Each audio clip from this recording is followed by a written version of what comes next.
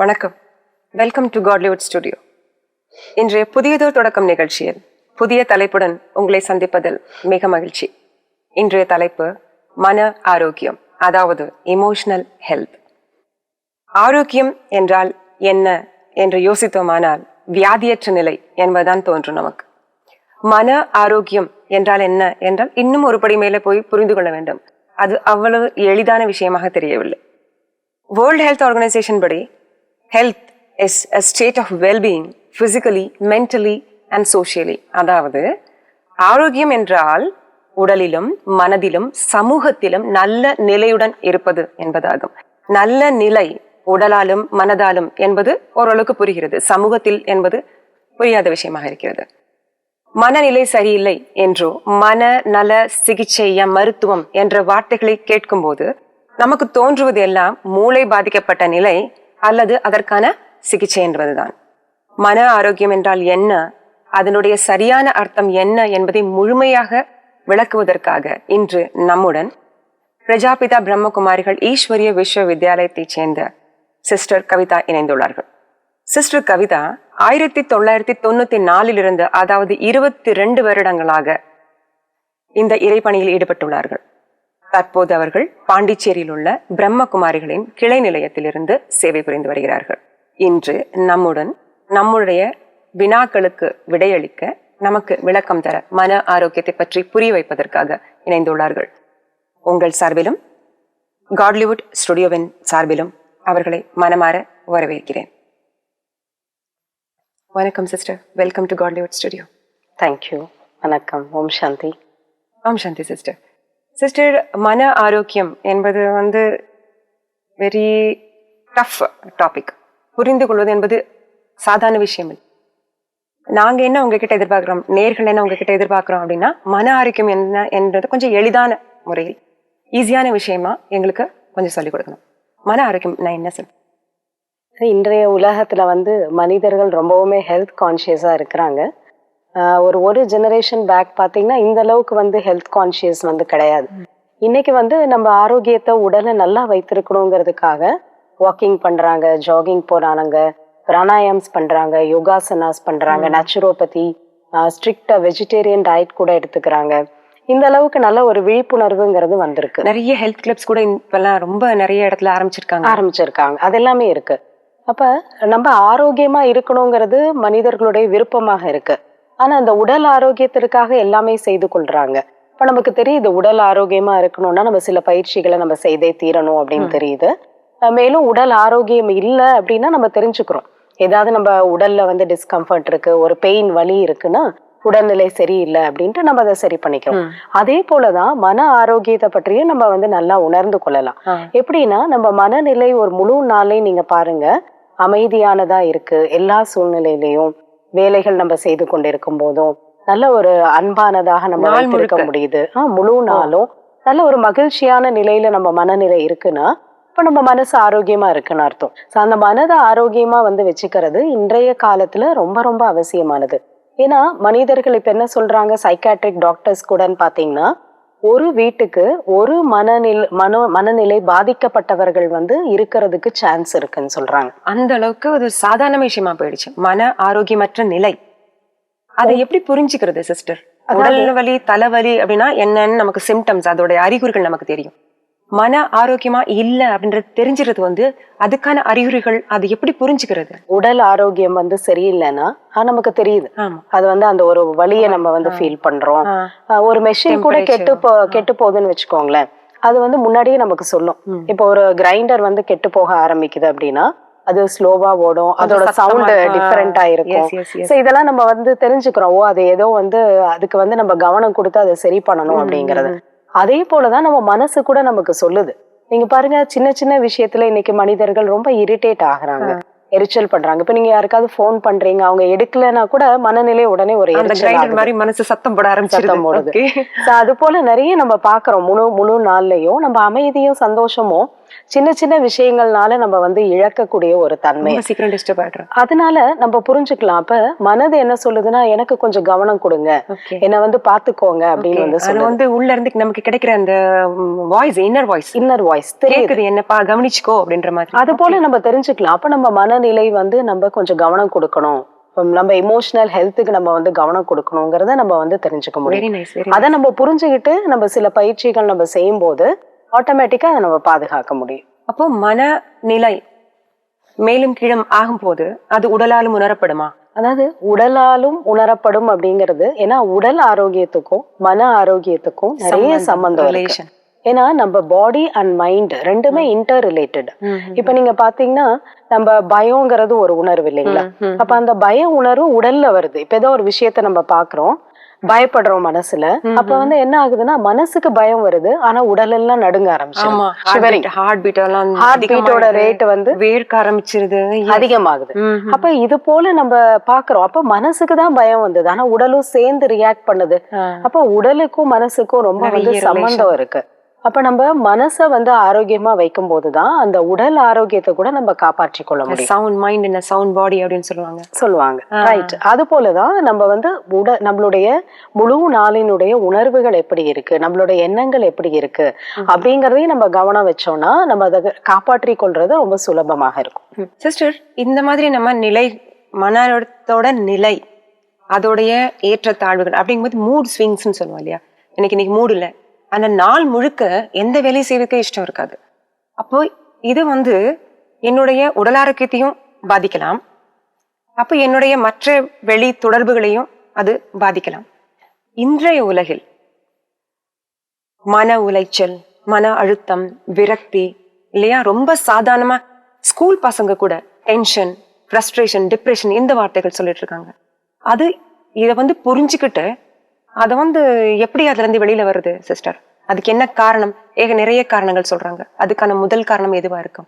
மனநிலையை ஆரோக்கியமா வச்சுக்க முடியாம போறதுக்கான காரணம். அதாவது என்னன்னா, நம்ம நீண்ட காலமா அதற்கான கவனம் கொடுக்காததுதான் அதுக்கான காரணமா இருக்கு.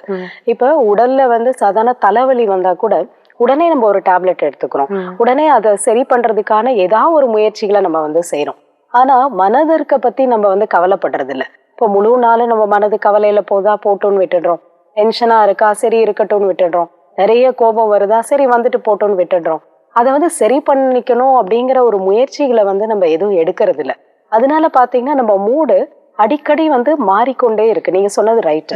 அப்போ ஒரு ஸ்விட்ச் இருக்குன்னு வச்சுக்கோங்க, அதை நம்ம கொஞ்ச நேரம் ஆன் ஆஃப் கண்டினியூஸா பண்ணிட்டே இருந்தோம்னு வச்சுக்கோங்களேன், அப்போ அதோட நிலை என்ன ஆகும்? கண்ட்ரோல் இல்லாம போயிடும்.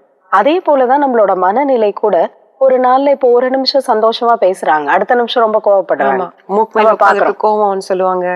ஒரு நிமிஷம் ரொம்ப வந்து அன்பா இருக்கிறாங்க, அடுத்த நிமிஷம் ரொம்ப கவலைப்படுறாங்க, டிப்ரெஷன் ஆயிடுறாங்க. அப்ப அந்த மூட் ஸ்விங், அந்த ரொம்ப அடிக்கடி நம்ம மனநிலையில வந்து மேல கீழே மாற்றம் ஏற்பட்டு கொண்டே இருக்கு. இப்ப அந்த மாதிரி நிலையை வந்து நம்ம மாற்றிக்கொள்வதற்கு நம்ம கொஞ்சம் கவனம் கொடுக்கணும். டென்ஷன், கோபம், டிப்ரெஷன், ஸ்ட்ரெஸ் இதெல்லாம் வந்து என்ன சொல்றோம்? மென்டல் டிசார்டர்ஸ் சொல்றோம். இதெல்லாம் தவிர்க்கிறதுக்கு அவசியமா நான் மனப்பயிற்சி செய்யணும் அப்படிங்கிற ஒரு நல்ல ஒரு பயிற்சிகளை செய்ய ஆரம்பிச்சாங்கன்னா இது எல்லாமே நம்ம தவிர்க்க முடியும். ஸ்டூடெண்ட்ஸ், இந்த நேயர்கள்லயும் நிறைய பேரு ஸ்டூடெண்ட்ஸ் இருக்கலாம், ஸ்டூடெண்ட் லைஃப்ல இருக்கலாம், ஸ்கூல்லயோ காலேஜ்லயோ இருக்கலாம். அவங்களுக்கு வந்து பேரண்ட்ஸ் கிட்ட, பெற்றோர்கள் கிட்ட இருந்து ஒரு எதிர்பார்ப்பு இருக்கும், இப்படி படிச்சு இப்படி வரணும் அப்படின்ட்டு. அந்த ஸ்டூடெண்ட்டுக்கு, அந்த பையனோ பொண்ணுக்கோ அவங்களுக்குள்ளே ஒரு எதிர்பார்ப்பு இருக்கும், நான் இந்த மாதிரி பண்ணணும்ட்டு. டியூஷன் போறாங்களா இல்லை காலேஜ்லயோ ஸ்கூல்லையோ டீச்சர்ஸ்க்குன்னு ஒரு எதிர்பார்ப்பு இருக்கும்.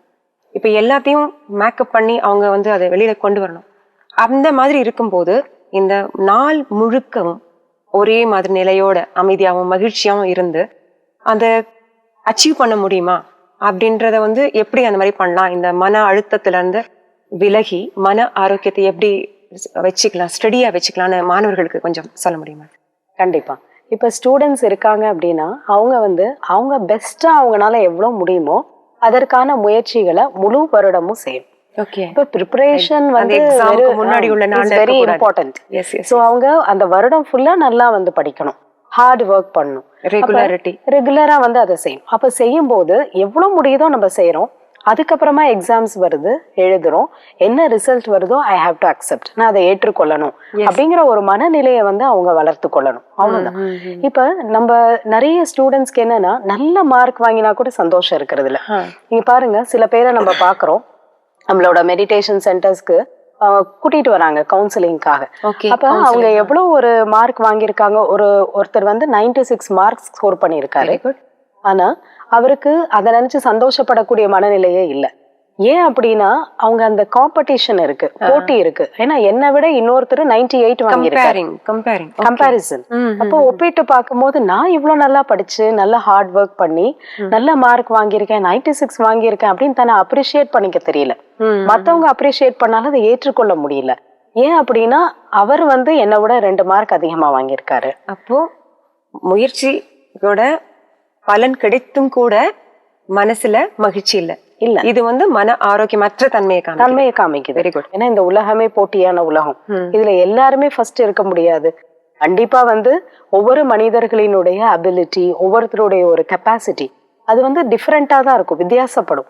அப்ப நாம வந்து நமக்குள்ள இருக்கக்கூடிய நல்ல தன்மைகள் என்ன, நம்ம கிட்ட எந்த அளவுக்கு நல்ல திறமை இருக்கு, அதை நம்ம முழுமையா நம்ம யூஸ் பண்றோமா, அதை நம்ம வந்து பார்க்கணும். அதை பார்த்துட்டு அதை நம்ம முழுமையா யூஸ் பண்றோம், நல்லா ஹார்ட் ஒர்க் பண்றோம்னா அந்த ஒரு திருப்தி சந்தோஷத்தை நம்ம கொண்டு வர்றதுதான் நம்ம மன ஆரோக்கியத்தை காப்பாத்திக்கிறது. அந்த ஒரு அதாவது ஒவ்வொருத்தருடையும் உள்ள ஒரு இண்டிவிஜுவாலிட்டி, அவங்களோட கெப்பாசிட்டி, அதுக்கு தகுந்த மாதிரி அவங்களோட பொட்டன்ஷியல், அதுக்குள்ள ரிசல்ட் கிடைக்கும். அதே போல நம்ம வந்து இப்ப இருக்கோம் அப்படின்னா நான் நல்லா படிக்கணும் அப்படின்னு நினைக்கிறது ஒரு நல்ல ஒரு ஹெல்தியான ஒரு தாட், நல்ல எண்ணம். அதே போல மற்றவர்களும் நல்லா படிக்கணும் அப்படிங்கிறது மாணவர்களுக்கு இருக்கணும். நான் மட்டுமே நல்லா படிக்கணும், நான் மட்டுமே ஃபர்ஸ்டா வரணும் அப்படிங்கிறது இருக்கக்கூடாது. எல்லாரும் நல்லா படிக்கணும், எல்லாருமே நல்லா இருக்கட்டும், நல்ல மார்க் வாங்கட்டும். அப்ப அந்த மாதிரி எல்லா விஷயத்திலுமே அந்த நல்ல எண்ணங்களை கொண்டு வரும். அதுதான் வந்து என்ன சொல்றோம் அப்படின்னா மன ஆரோக்கியம். எப்பயுமே எல்லா சூழ்நிலையிலையும் நம்ம வந்து நம்மளோட மனநிலைய வந்து நல்ல எண்ணங்கள்னால நம்ம வந்து டைரக்ட் பண்ணி கொண்டு போயிட்டே இருக்கணும். அதன் மூலமா நம்ம மகிழ்ச்சிய, அமைதியை வந்து நம்ம காப்பாற்றிக்கணும். சிஸ்டர், ஸ்டூடெண்ட்ஸ் பத்தி நம்ம பார்த்துட்டோம். இதே இது வந்து மற்ற எல்லா சூழ்நிலையிலையும் இந்த மனநிலையை ஆரோக்கியமா வச்சுக்கிறது எப்படி அப்படின்னு மற்ற எக்ஸாம்பிள்ஸ் கொடுத்து சொல்ல முடியுமா? அதாவது நம்ம மன ஆரோக்கியத்தை காப்பாத்திக்கிறதுக்கு என்ன பண்ணணும்னா, இப்போ ஒரு பெரிய நமக்கு ஒரு செலவு வருதுன்னு வச்சுக்கோங்களேன். அந்த பெரிய செலவை நம்ம மீட் பண்றதுக்கு என்ன பண்றோம், நமக்கு தெரியும் வாழ்க்கையில நமக்கு பெரிய செலவுகள் வரும்னு. அதை மீட் பண்றதுக்கு சின்ன சின்ன ஒரு விஷயத்துல நம்ம சேமிக்க ஆரம்பிக்கிறோம். சிறு துளி பெருவெள்ளம்னு சொல்லுவாங்க. அது போல நம்மளோட சேவிங்ஸ் கொஞ்சம் கொஞ்சமா இருக்கும்போது ஒரு பெரிய நமக்கு செலவுக்கான ஒரு காரணங்கள் வரும்போது அதை நம்ம செலவு பண்ண முடியும். அதே போலதான் நம்ம மனதிற்காக கூட டெய்லி நம்ம பாக்குறோம், சின்ன சின்ன விஷயத்திற்காக நம்ம வந்து கோபப்படாம, டென்ஷன் ஆகாம, எரிச்சல் படாம, ஒரு குழப்பமான ஒரு சூழ்நிலையில அந்த ரொம்ப குழப்பத்தை கொண்டு வந்து நம்ம மனநிலையை பாதிக்காம நம்ம நல்ல ஒரு அமைதியாகவும் மகிழ்ச்சியாகவும் நம்ம வைத்துக் கொள்றதுக்கு முழு நாளும் நம்ம கவனம் வைக்கணும். அப்படி வைக்கும்போது அந்த எனர்ஜி மனதோடது வந்து சேமிப்பாகுது. இன்னைக்கு முழுவதும் நான் என்ன செய்தாலும், காரியங்கள் செய்யறேன், ஆபீஸ்ல பண்றேன், வீட்டுல பண்றேன், யாரு கூட இருக்கிறனோ அவங்க கூட நல்ல ஒரு மகிழ்ச்சியான ஒரு நிலையில நான் இருக்கேன், அன்பா நான் வந்து பேசுறேன், கோபப்படுறது இல்ல, டென்ஷன் ஆகுறது இல்ல, அமைதியா காரியங்களை செய்யறேன். இதுக்கான கவனம் வந்து நம்ம முழு நாளும் வைக்கணும். நான் இப்படிதான் இருக்கணும், முழு நாளும் எல்லா காரியமும் செய்யணும், எல்லாரும் கூட இருக்கணும், பேசணும், நடக்கணும். ஆனா என்னோட மனநிலையை அமைதியா மகிழ்ச்சியா வைக்கணும், டிஸ்டர்ப் பண்ணிக்க கூடாது அப்படின்னு இருக்கும்போது, ஸ்டேபிளா வைக்கணும் அப்படின்னு இருக்கும்போது நம்ம முழு நாள்லயும் நம்ம என்ன ஆகுது, மனதோட சக்தி விரயமாகாம இருக்கு. அப்ப இதே போல நம்ம பல ஒரு மாதங்கள் நீங்க பிராக்டிஸ் பண்ணிட்டு வந்தீங்கன்னா ஒரு வாரத்திலேயே உங்களுக்கு தெரியும் நம்ம மனநிலை நல்லா இருக்கு, நம்ம வந்து we feel very healthy, நம்மளுடைய மனசு வந்து ஆரோக்கியமா ஆகிறத நம்ம உணர்வோம். என்னென்ன மாதிரி பயிற்சிகள் நம்ம செஞ்சா நம்மளோட மனசை வந்து ஆரோக்கியமான நிலைமைக்கு கொண்டு போக முடியும்? ஒவ்வொரு மனிதனினுடைய உண்மையான குணங்கள் என்னன்னு பாத்தீங்கன்னா அன்பு, அமைதி, பொறுமை, பணிவு, மரியாதை, இதெல்லாம் நம்முடைய இயற்கையான குணங்கள். இந்த குணங்கள்ல நம்மள வந்து நிலைக்க வைக்கிறதுக்கு நம்ம முயற்சி பண்ணணும். இப்போ ஒரு காரியத்தை வந்து நம்ம அன்பா செய்யறதும் இருக்கு, கடமைக்கு செய்யறதும் இருக்கு, இல்ல பிடிக்காம வெறுப்போட செய்யறதும் இருக்கு. ஆனா ஒவ்வொரு மனிதனும் விரும்புறது என்ன, ஒவ்வொரு காரியத்தையும் நம்ம அன்போடையும் மகிழ்ச்சியோடையும் செய்யும் போதுதான் அதுக்கான திருப்தி நமக்கும் இருக்கும், மற்றவங்களுக்கும் அதை நம்ம வந்து ஏற்படுத்த முடியும். இப்போ ஒவ்வொரு செயலை செய்யும் போதும் நம்மளுடைய இயற்கையான குணங்கள் என்னவோ அதை நம்ம வந்து வெளிப்படுத்துறதுக்கு முயற்சி வந்து செய்யணும். நம்ம ஒரு முழு நாள்ல எவ்வளவு வேலை செஞ்சோம் அப்படிங்கறது முக்கியம் இல்ல, எப்படி வேலை செஞ்சோம் அப்படிங்கறது முக்கியம். சொல்லுவாங்க இல்லையா, உலகத்துல என்ன சொல்லுவாங்க, it doesn't matter how long we live but how. எப்படி நம்ம எவ்வளவு நாட்கள் வாழ்ந்தோங்கிறது பெரிய விஷயம் இல்ல, ஆனா எப்படி வாழ்ந்தோங்கிறது பெரிய விஷயம். அதே போலதான் ஒவ்வொரு நாளும் நம்ம எவ்வளவு வேலை பண்ணோம் அப்படிங்கிறது முக்கியம் இல்ல, எந்த மாதிரி செய்யறோம், எந்த மாதிரி மனநிலையில இருந்து செய்யறோம் அப்படிங்கிறது முக்கியமானது. இன்னொன்னு என்னன்னா, நம்ம மனதை வந்து எப்பயுமே ஸ்டேபிளா நம்ம வைத்துக் கொள்ளணும்னா நம்மை விட ஒரு மேலான சக்தியோட நம்ம இணைத்து கொள்வது அவசியமானது. அதற்கு தான் நம்ம என்ன சொல்றோம்னா மெடிடேஷன், தியானம் அப்படின்னு சொல்றோம். இப்ப அந்த தியானம்ல என்ன செய்யறோம் அப்படின்னா, நம்மை விட மேலான சக்தி யாருன்னு பாத்தீங்கன்னா இறைவன். அந்த இறைவனோட நம்மளோட மனதை வந்து இணைப்பது தியானம். இப்ப இறைவனோட இணைப்பது என்ன அப்படின்னா, நம்மளுடைய எல்லா எண்ணங்களையும் கொஞ்ச நேரத்துக்கு மற்ற சிந்தனைகள்ல இருந்து நம்ம விலக்கிட்டு நம்மளுடைய எண்ணங்களை இறைவன் கிட்ட ஒருமுகப்படுத்தும். இப்ப இறைவன் எதுல மேலான சக்தி உடையவராக இருக்காருன்னா, அன்பின் கடலாக இருக்கின்றார், அமைதியின் கடலாக இருக்கின்றார், சக்திகளின் கடலாக இருக்கின்றார். இப்ப அவர்கிட்ட நம்மளுடைய எண்ணங்களை நம்ம ஒருமுகப்படுத்தும் போது அவரிடம் இருக்கக்கூடிய அந்த அன்பு, அந்த அமைதி, அந்த ஒரு சக்தி, பலம், இது எல்லாமே நமக்கு மனதிற்கு கிடைக்க ஆரம்பிக்கும். இப்ப தினமும் அந்த பயிற்சிகளை நம்ம ஒரு 5 நிமிடங்கள் நம்ம செய்தோம் காலை மாலை நேரத்துல அப்படின்னா, அமைதியாக அமர்ந்து நம்ம மனமானது ரொம்ப சக்தி நிறைந்ததாக மாறும். முழு நாளும் நம்ம எதற்குமே டிஸ்டர்ப் ஆகாம நல்ல ஒரு மனநிலையோட இருக்கிறதுக்கான வாய்ப்புகள் அதிகமா ஏற்படும். ஸோ மெடிடேஷன்ங்கிறது ஒரு நல்ல ஒரு டெக்னிக், நம்மளோட மன ஆரோக்கியத்தை வந்து நம்ம காப்பாத்திக்கிறது. இது எல்லாருமே செய்ய முடியுமா? இதை கத்துக்கிறதுக்குன்னு தனியா ஏதாவது விதிமுறைகள் இருக்கா? இப்படிதான் ஆரம்பிக்கணும், இப்படிதான் செய்யணும் அப்படின்னு? அது எப்படி நம்ம வந்து இறைவனோட எப்படி நம்ம இணைக்கணும் அப்படின்றது இன்னும் கொஞ்சம் எளிமையா சொல்லி. அதாவது ஒவ்வொரு நாளும் நம்ம வந்து இதற்காக ஒரு 5 நிமிடங்கள் நம்ம வந்து ஒதுக்கணும். அமைதியாக நம்ம உட்காரணும். நம்ம பல சிந்தனைகள்ல இருந்து, அதாவது நமக்கு முழு நாளும் வரக்கூடிய சிந்தனைகள் பாத்தீங்கன்னா நிறைய நம்மளுடைய வேலைகளை பற்றி இருக்கும், நம்ம உடலை பற்றி இருக்கும், மற்ற மனிதர்களை பற்றி இருக்கும், ஈவன் பிசினஸ், பணம், இதை பற்றி இருக்கும், இந்த ஃபியூச்சர், எதிர்காலத்தை பற்றி இருக்கும். நிறைய பேரு கடந்த விஷயங்கள், பாஸ்ட், அதை பத்தி இருக்கும். இப்ப இந்த எண்ணங்களை எல்லாம் என்ன பண்ணோம்னா கொஞ்சம் நம்ம வைண்ட் அப் பண்ணிடணும். அதுல இருந்தெல்லாம் மனதை நம்ம விலக்கிட்டு நம்ம இறைவன் கிட்ட நம்ம மனதை முழுமையாக ஈடுபடுத்தணும். இறைவனை நினைக்கும் போது அவரை வந்து ஒரு லைட், ஒளியாக நம்ம நினைப்போம். இறைவன் அனைவருக்கும் ஒருவர் தான். அவரை நம்ம பரமாத்மா, சுப்ரீம் சோல் அப்படின்னு சொல்றோம். அவர் எல்லா சக்திகளிலும் நிறைந்தவரா இருக்கார். அப்ப அந்த ஒளிமயமான ஜோதியான இறைவனை நம்ம மனதால நம்ம நினைக்கணும். இப்ப இறைவன் ஒரு அமைதியின் கடல். அப்ப அந்த அமைதியின் கடல்ல அவர் முன்னாடி நான் இருக்கேன், அந்த அவரை மட்டுமே நான் மனதால பாக்குறேன், அவரை மட்டுமே நான் சிந்திக்கிறேன். அந்த அமைதியினுடைய சக்தி எனக்குள்ள நிரம்பிட்டே இருக்கு, என்னோட மனதிற்கு கிடைத்து கொண்டே இருக்கு அப்படிங்கிற எண்ணங்களோட நம்ம வந்து அமைதியாக அமர்ந்து அவரை சிந்தனை பண்ணணும். ஒரு 5 நிமிடங்கள் தினமும் இந்த பயிற்சியை செய்யும் போது மனதிற்கு தேவையான அந்த பலம், எனர்ஜி, அமைதி, அந்த சக்தி அனைத்துமே நமக்கு கிடைத்துவிடும். ஒரு எளிமையான பயிற்சி, சிறியவர்கள்ல இருந்து பெரியவங்க வரைக்கும் இதை செய்ய முடியும்.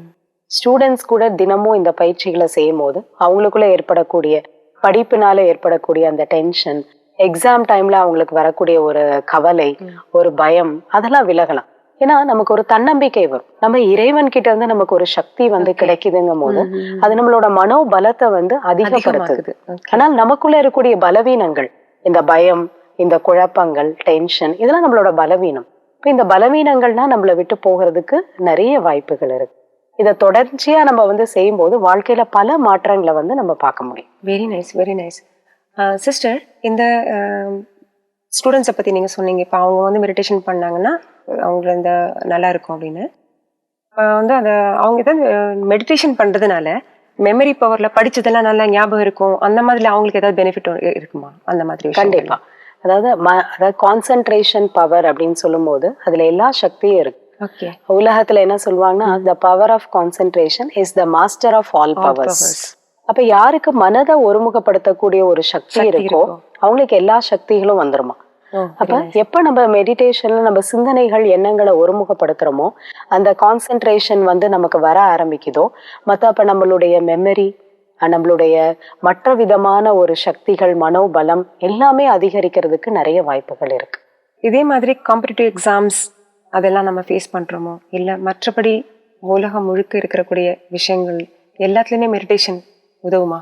கண்டிப்பா. இன்னைக்கு உலகத்துல பாத்தீங்கன்னா நம்ம உலகத்துல பெரிய பெரிய பொலிட்டிக்கல் லீடர்ஸ் ஆகட்டும், இல்ல ரிலீஜியஸ் லீடர்ஸ், தர்ம தலைவர்கள்னு சொல்றோம், இல்ல அரசியல் தலைவர்கள்னு சொல்றோம், அவங்க எல்லாருமே வாழ்க்கையில ரொம்ப ஒரு வெற்றி நிறைந்த மனிதனா, ஒரு சக்சஸ்ஃபுல் பர்சனா வர்றதுக்கான ஒரு முக்கியமான காரணம் என்னன்னு பாத்தீங்கன்னா அவங்க மன ஆரோக்கியம், அதாவது அந்த மனோபலம்.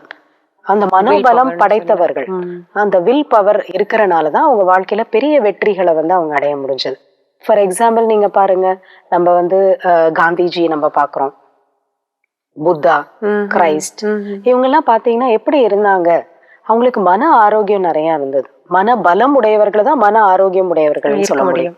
இப்ப அந்த மன பலம் உடையவர்கள்னு யார சொல்ல முடியும் அப்படின்னா, யார்கிட்ட அன்பும் அமைதியும் அகிம்சையும் நிறைய மன்னிக்க கூடிய தன்மையும் பொறுமையும் இருந்ததோ அவர்கள் தான் மன ஆரோக்கியம் உடையவர்கள். இப்ப மதர் தெரசா எடுத்துக்கோங்க, எவ்வளவு பொறுமை, அன்பு. இப்ப அந்த அன்பும் பொறுமையும் இருக்கும்போது அவங்க நினைச்ச காரியத்தை சாதிக்க முடிஞ்சது. எவ்வளவு பேருக்கு அவங்க பெரிய சேவைகள் செய்ய முடிஞ்சது. எவ்வளவு பெரிய எதிர்ப்பு வந்தது காந்திஜிக்கு. ஆனால் அவரு அகிம்சையோட இருந்துதான் நான் இதை வெற்றி அடைவேன்னு நினைச்சாரு. ஒரு பிரின்சிபல். அதை ஃபாலோ பண்றதுக்கு அவ்வளவு மனோபலம் தேவையா இருக்கு. அந்த மனோபலம் இருந்தனாலதான் அவருடைய என்ன கொள்கையோ அகிம்சையா இருந்து நான் சுதந்திரம் வாங்கணும், அதை அவர்னால அடைய முடிஞ்சது. இப்ப யாருடைய மனதுல அந்த அமைதி இருக்கு, பொறுமை இருக்கு, விட்டு கொடுக்கக்கூடிய தன்மை இருக்கு, ஒரு மன்னிக்க கூடிய தன்மை இருக்கு, இதெல்லாம் மனோபலத்தோட ஒரு அடையாளம். மன ஆரோக்கியம் உடையவர்கள் கிட்ட இந்த நல்ல பண்புகள்லாம் இயற்கையாகவே இருக்கும். சோ அவங்கதான் மனோபலம் படைத்தவர்கள். ரொம்ப ரொம்ப நன்றி சிஸ்டர். ரொம்ப அழகா எளிமையான எக்ஸாம்பிள்ஸோட ரொம்ப அற்புதமா விளக்கம் கொடுத்தீங்க. மன ஆரோக்கியம்னா என்ன என்பதும், மன ஆரோக்கியத்தினால்தான் மன பலம் கிடைக்கணும், அதை வச்சுதான் ரொம்ப உன்னதமான நிலையை அடையலாம், அப்படிதான் சாதாரணமானவர்களோட உயர்ந்தவர்களாக ஆகியிருக்கிறீங்கன்னு ரொம்ப அருமையா புரிய வச்சிங்க. ரொம்ப நன்றி சிஸ்டர். மீண்டும் உங்களை வேற ஒரு நிகழ்ச்சியில சந்திப்போன என் நம்பிக்கையோட வந்ததுக்காக ரொம்ப ரொம்ப நன்றி. வணக்கம். ஓம் சாந்தி. ஓம் சாந்தி. என்ன நேயர்களே, இந்த நிகழ்ச்சி எப்படி இருந்தது? ஆரோக்கியம், உடல் ஆரோக்கியம், மன ஆரோக்கியம், இந்த வார்த்தைகளுக்கான சரியான அர்த்தம் முழுமையாக புரிந்திருக்கும் என்று நினைக்கின்றேன். சிறியவரிலிருந்து பெரியவர் வரை, சாதாரண மனிதனிலிருந்து மகான் ஆத்மாவாக ஆகக்கூடிய அளவுக்கு ஒரு முக்கியமான விஷயமானது மன ஆரோக்கியம் என்பது. மன ஆரோக்கியமாக இருந்தால் மன பலம் அதிகமாகும். மன பலம் அதிகமாக ஆனால் வெற்றியாளராக ஆக முடியும் என்பது புரிந்திருக்கும். மீண்டும் அடுத்த முறை ஒரு புதிய தலைப்புடன் உங்களை சந்திக்கும் வரை நன்றி கூறி விடைபெறுகிறேன். வணக்கம். ஓம் சாந்தி. தொடக்கம் வாழ்வை இது வாழ்வை